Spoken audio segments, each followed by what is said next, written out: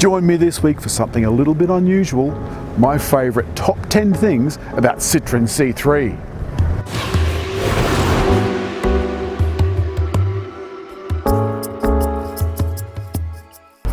First of all, there's the looks.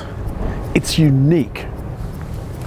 The unique two-part front end with the running lights at the top and the headlights down below. And the unique air bumps. They not only stop you from getting dints in car parks, but they also stop you from looking ordinary. Then there's the fact that you can lock and unlock it just by the touch of a hand, so long as the keys are in your pocket. Touch the little grooves and it locks. Then there's the drive. That's the next thing that I think is brilliant about this Citroën. Citroëns of old, the DS, it won rallies with that fancy hydro-pneumatic suspension. This doesn't have that, of course. This has normal old suspension. The 2CV was made to cross a country field with the farmer's wife on board and a basket of eggs. And it could cross that ploughed field without breaking an egg. And I reckon this could do the same. I'm doing 100 on this country road, and the corners are just glorious. The suspension is soft and compliant, yet I feel like I could take these at twice the speed. And that's the good thing about Citroën suspension. Even if it's going around a corner scraping the door handles, it just doesn't let go. Lightness. C3 feels so light.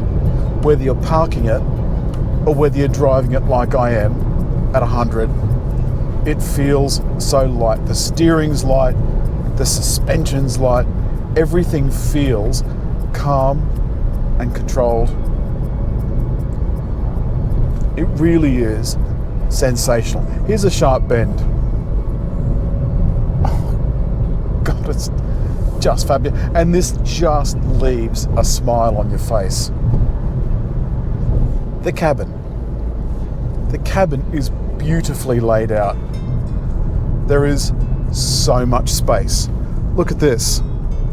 That's a full finger of space above my head when the driving position is set for me. That's something that really large cars don't offer. Features. There are so many features on this, though this isn't one of Citroën's newer models, so the features are a little bit behind what the rest of the pack are doing. For example, the lane control is not active. It just gives you a beep if you wander outside the lane. And the cruise control isn't active. So you do have to keep an eye on what your cruise control is doing. But then there's the CarPlay. Citroën has built-in Android Auto and CarPlay. Funny thing is, if you go into Maps, the navigation button up here needs a phone to make those maps work.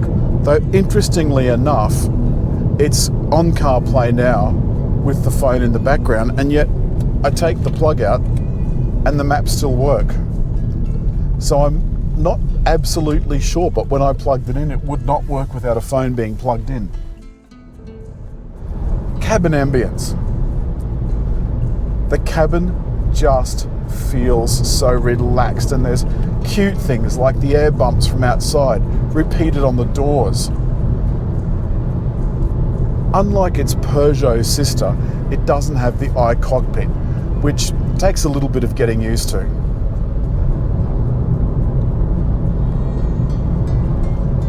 It's only got a 6-speed automatic gearbox, but the 6-speed automatic gearbox is plenty to get this thing working over time. It is almost like it's psychic.